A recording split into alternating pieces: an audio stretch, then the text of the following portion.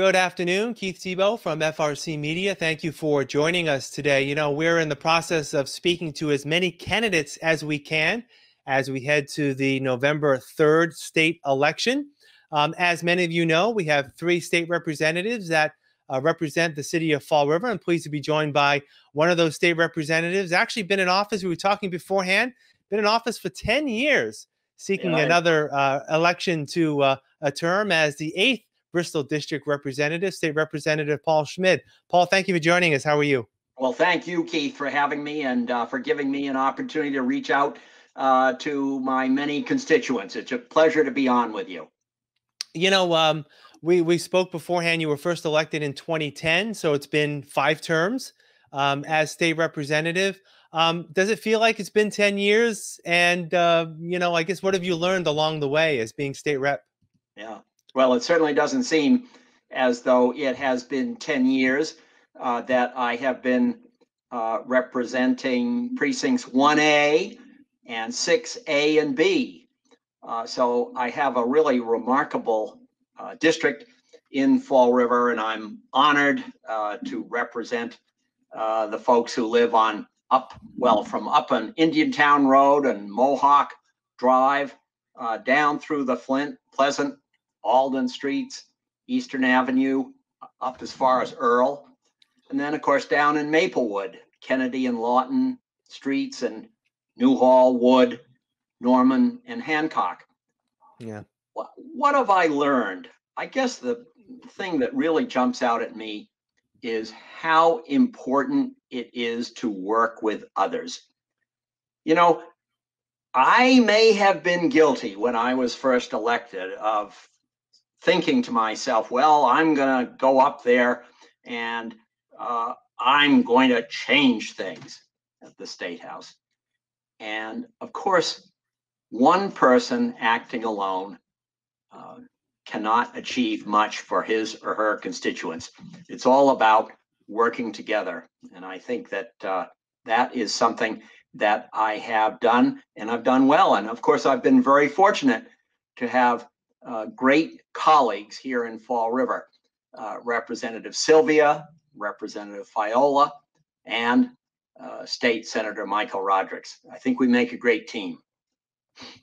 You know, one of the things about the district that is not necessarily unique, but I'd like to get your opinion on is, you know, compared to Representative Fiola and Representative Sylvia represents only the city of Fall River. You represent Fall River, a small part in the north end of New Bedford, Westport, some towns in between that are interconnected there. How difficult is it? I know you're just serving the community and serving the public, but in terms of those communities, how difficult is it to meet the needs of, you know, rural communities and also urban communities like New Bedford and Fall River? Well, frankly, Keith, it's a challenge, and you have to be prepared to work hard. Because you're absolutely right. The issues that affect Fall River and New Bedford may, in cases, be different from the issues that affect Westport and my 4th community, Freetown. Of course, basically, everybody wants the same thing. They want to be able to live safely. They want to be able to live in a healthy fashion, and they want to enjoy a quality of life. So yes, there are differences.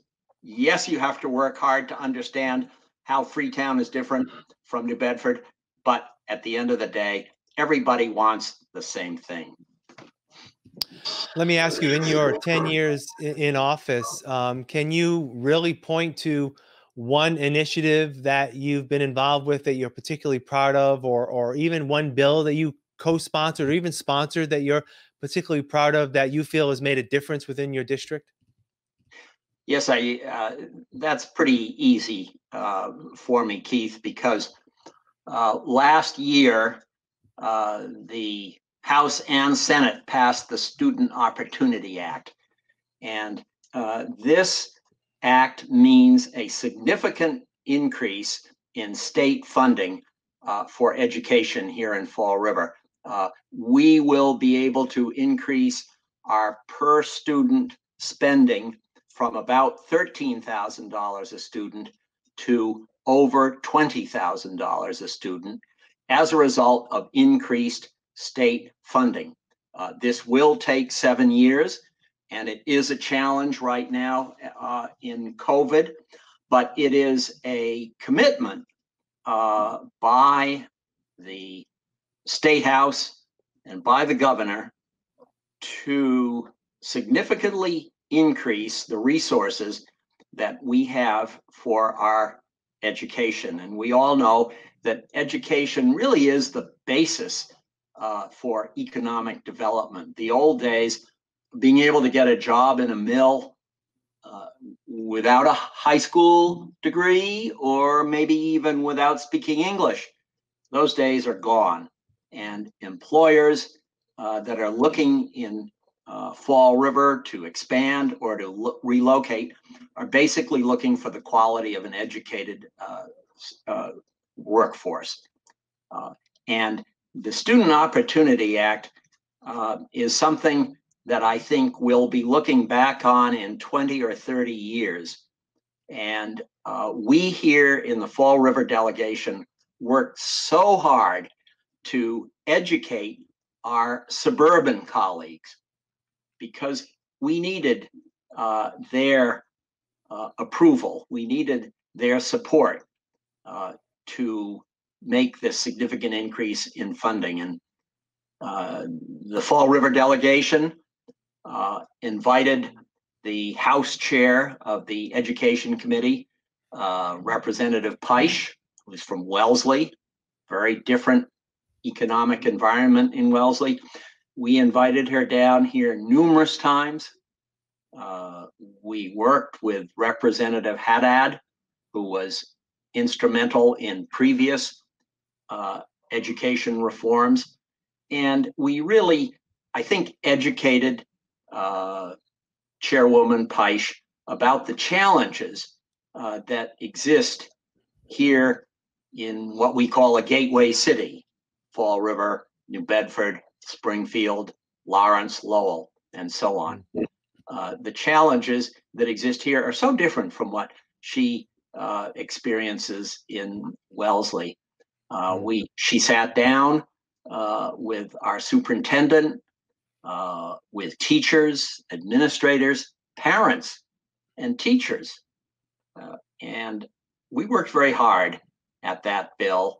And when it passed in October of last year, I think it really marked an extraordinary moment for Fall River. So being part of that, and again, I stress, it wasn't my effort alone. It was something we worked on together.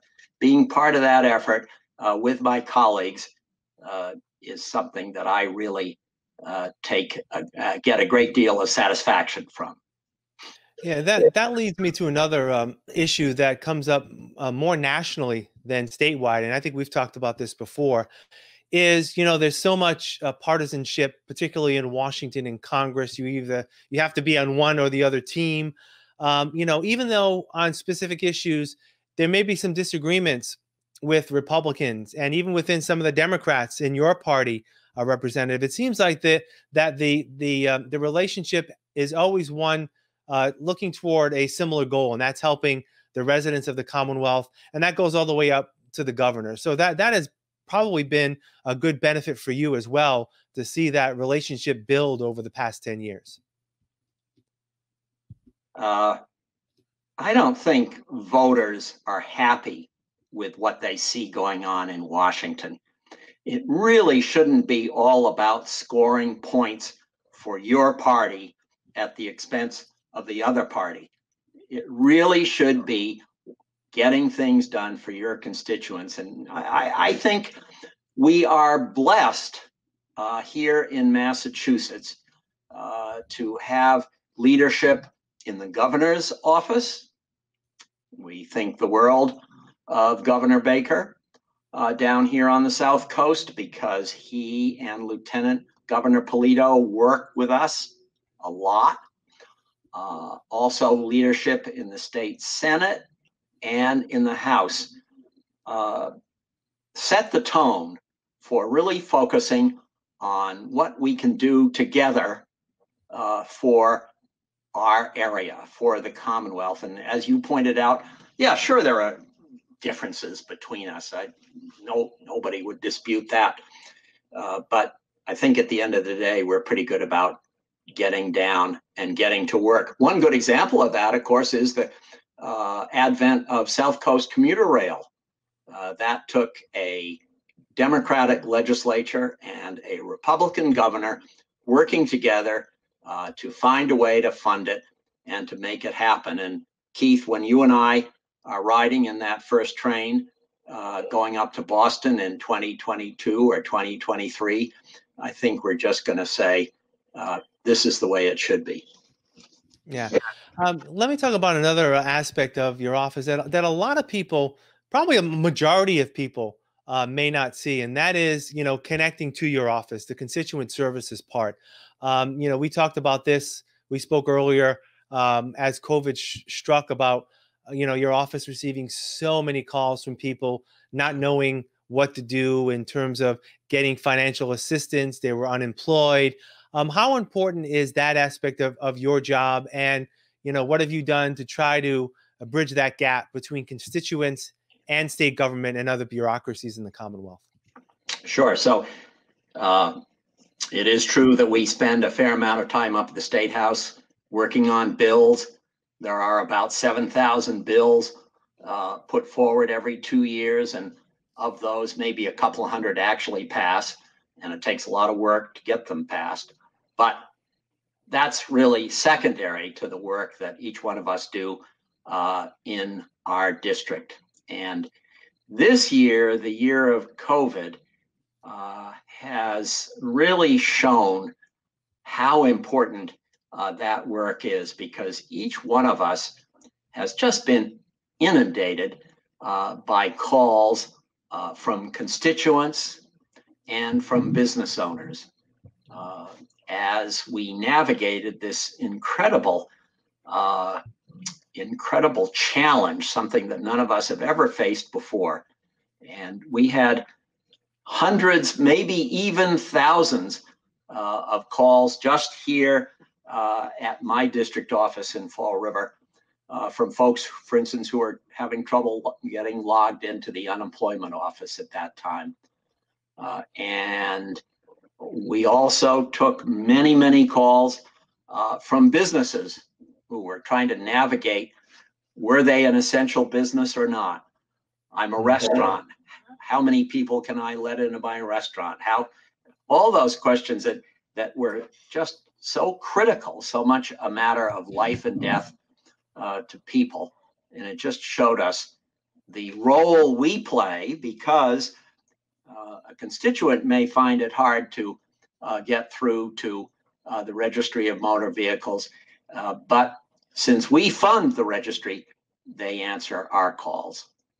Yeah, that's always important and difficult, and bridging that gap has always been important. So let me ask you, Representative Schmid, with the prospect of another 2-year term, I know COVID is going to still be, the driving force in the short term, but if you can even put COVID aside, what are some of the initiatives you'd like to maybe build upon, or maybe some new ideas you may have for the district if reelected?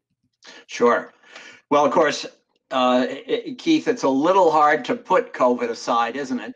We know that we may be dealing with it next spring, and goodness knows what beyond. But so our number one focus will be helping our constituents navigate through COVID. But I know myself, I find the challenge of higher education, I think, to be one of the most significant issues we face. We have flipped the funding for higher education from one where the state paid most to one where the government pays only a small portion. And this has made it incredibly difficult for our young people who need those extra degrees, whether it's an associate or a bachelor's. It's made it so hard for them to be able to fund the education that they need. And I think that we need to find some way, some extra stream of revenue to make higher education once more affordable. And that's going to be number one for me, Keith. All right, State Representative Schmid, I appreciate your time joining us today and advocating for your reelection. We wish you all the best as always, and we'll talk again soon. Thank you. Thank you very much, Keith. I really appreciate the opportunity to be with you. All right, thank you. And thank you for joining us today on FRC Media. I'm Keith Tebow. Please make a point to vote on November 3rd.